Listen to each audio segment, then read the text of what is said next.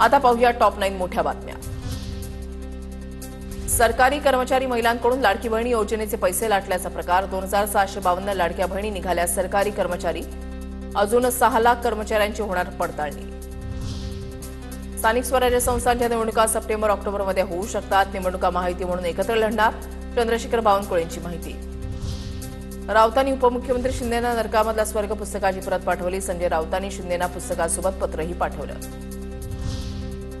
नंदुरबारमध्ये कामगार कल्याण मंडळाच्या भाडे वाटपावरून शिवसेना आणि भाजपा आमदार आमने-सामने। सरकारी योजनेमधून वाटल्या जाणाऱ्या वस्तूंवर गावित पिता-पुत्राचा वचक असल्याचा आमदार चंद्रकांत रघुवंशी यांचा आरोप।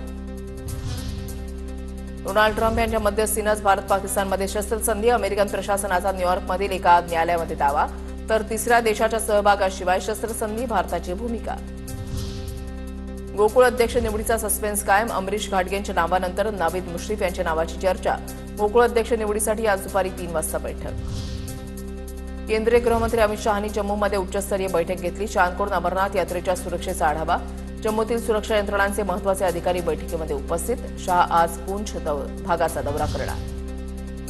ठाण्यामध्ये पाकिस्तानसाठी हेरगिरी करणाऱ्या अभियंत्याला अटक। मुंबई डॉकयार्डमधील अभियंता रविकुमार वर्मा याला पाकिस्तानी महिलेनं हनी ट्रॅपमध्ये अडकवल्याची माहिती।